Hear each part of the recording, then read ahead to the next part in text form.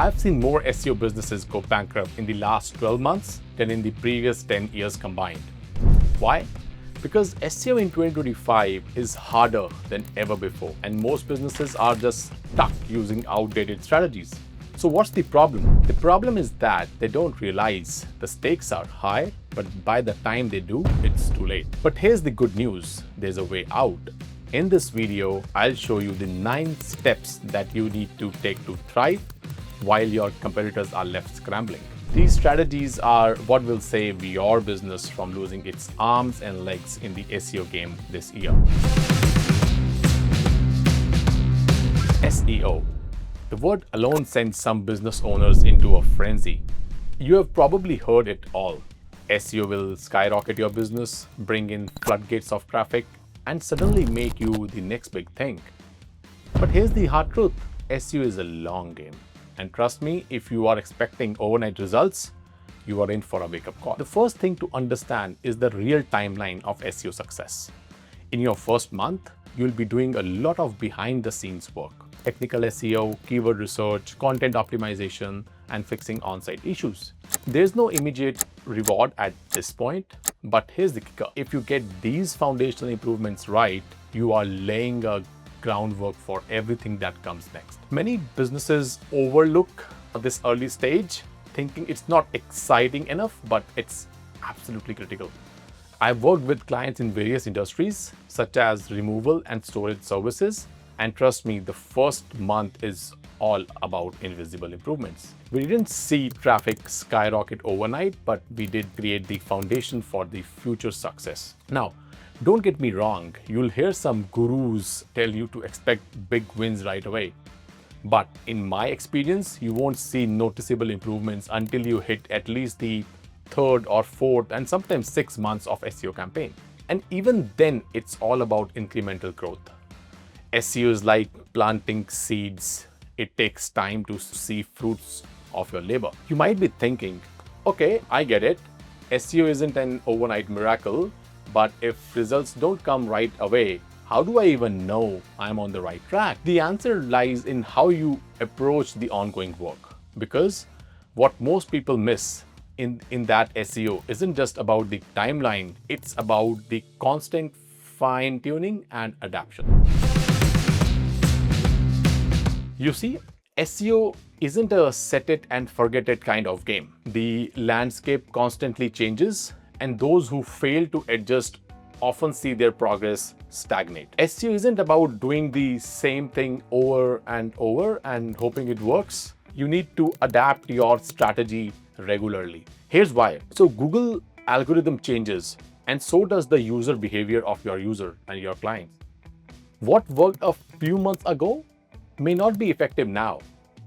Take one of my clients in the business partnering sector, for example. When they first started, their keyword strategy wasn't fully aligned with the search intent of their target audience. Over time, we fine-tuned their approach, adjusting their keywords and content to match current trends and the search patterns. It wasn't a one-time fix. It required constant monitoring and tweaking. And here's the kicker. If you are not actively refining your SEO tactics, your competitors are. They are evolving their strategies and learning from their mistakes and leveraging new techniques to get ahead. So if you don't keep adapting, you risk falling behind. SEO isn't static, and expecting it to be one of the biggest reasons most businesses fail to achieve long-term success. By now, you're probably wondering, okay, so SEO needs constant tweaking to stay effective, but how do I actually track my progress to ensure I'm on the right path? Well, that's where understanding the role of analytics come in. And trust me, there's a right and wrong way to approach it. Now that you know SEO is a long-term game and requires constant refinement, you might be asking, how do I know if what I'm doing is actually working? The answer is analytics. Without proper tracking, you are just operating in the dark.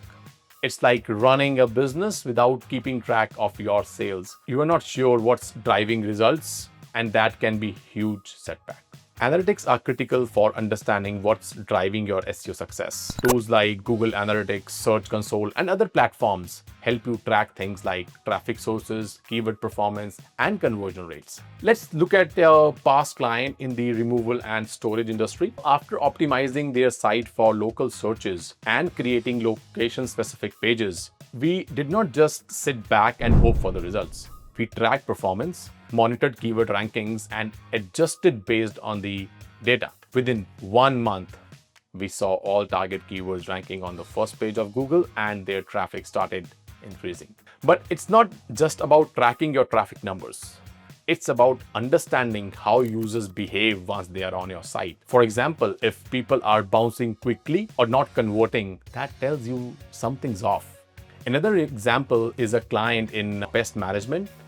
After analyzing their Google business profile, we realized it wasn't bringing in calls. Analytics showed that their website needed better local optimization. After fixing the name, address, phone number, like NAP consistency, and improving their GMB profile, we saw a significant increase in calls and interactions. This is the power of using analytics, not just to track what's happening, but to make informed decisions and adjust accordingly. Now, you might be wondering, okay, I can track and adjust, but how do I scale this SEO strategy effectively? What do I focus on next to see more growth? Well, scaling isn't about doing everything at once. It's about smart, strategic content. Here's why. You see, it's not just about producing more content. A smart content strategy is about creating content that actually serves a purpose and resonates with your target audience. Throwing out more blog posts won't do a trick if they are not properly optimized or aligned with what your users are searching for. Quality over quantity is key. It's not about how much content you put out, but about how useful and relevant it is to your audience. Let's take another example from the business partnering sector. When they wanted to rank for several competitive keywords, we found out that their web pages were facing cannibalization issues. Instead of us just writing more content, we took time to optimize the existing pages, refine meta tags, and fix technical issues on the website. This targeted approach paid off. By improving existing content, they saw their keyword rankings improve significantly. The key here is aligning content with user intent. You want to ensure that the content not only answers your audience's questions, but does so better than your competitors. Going back to the removal and storage industry example, instead of just focusing on generic keywords like storage services, we focused on hyper-targeted local keywords. This gave them an edge in ranking higher for specific service in their local area, which ultimately helped boost their traffic and lead generation. But creating smart content isn't all you need. You might be thinking, all right, I've got quality content, but how do I get in the front of the right audience? Well, that's where the power of backlinks comes into the play. All right, you've got the right content, optimized pages, and smart tracking. But here's the big question. How do you get people to find your content in the first place? The answer is backlinks.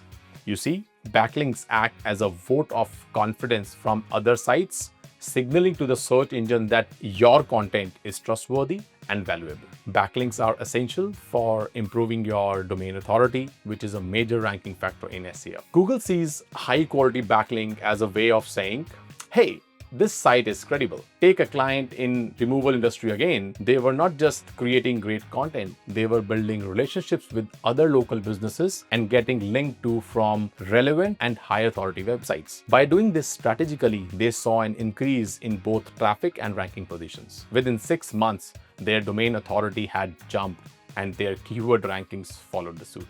But not all backlinks are created equal. It's important to focus on acquiring links from relevant, high-quality sources. Getting backlinks from niche-specific sites or industry leaders will make a bigger impact than random links from low-quality websites. Take another example in the pest management industry. They worked on securing backlinks from local news outlets and trusted review platforms. This tactic not only increased their visibility, but also brought in more qualified leads. But backlinks alone aren't enough to ensure lasting success. You might be thinking, what else do I need to do to ensure that these rankings stick around and even improve further?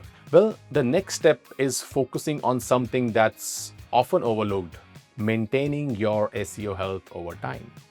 But how do you do that? It's easy to think that once your site is ranking well, you can relax. But to maintain those rankings and continue growing, you need a system that keeps your efforts fresh, relevant, and ahead of the competition. Maintaining the SEO health involves regular audits of your website, monitoring changes in search algorithms, and consistently optimizing existing content. For example, after helping a business in the partnering sector scale their SEO, we didn't just stop once they reached on top rankings. Instead, we conducted quarterly audits, tracked shifts in the keyword performance, and made adjustments. This constant monitoring and tweaking helped us stay ahead of the competition and prevented their rankings from slipping down. You also want to make sure your site is technically sound. If your website has broken links, slow loading times, or other technical issues, these can negatively impact your rankings. Regular technical audits are essential. For instance, after completing an SEO campaign for a storage company, we found some technical issues affecting their user experience, like slow page loading times. Once these issues were fixed, their bounce rates dropped and their ranking stabilized, showing that SEO is an ongoing process that requires upkeep. If you think there are other reasons why SEO fails in 2025, drop your thoughts in the comments. Your insight might help someone get their strategy right. And if you found this guide valuable, be sure to check this one.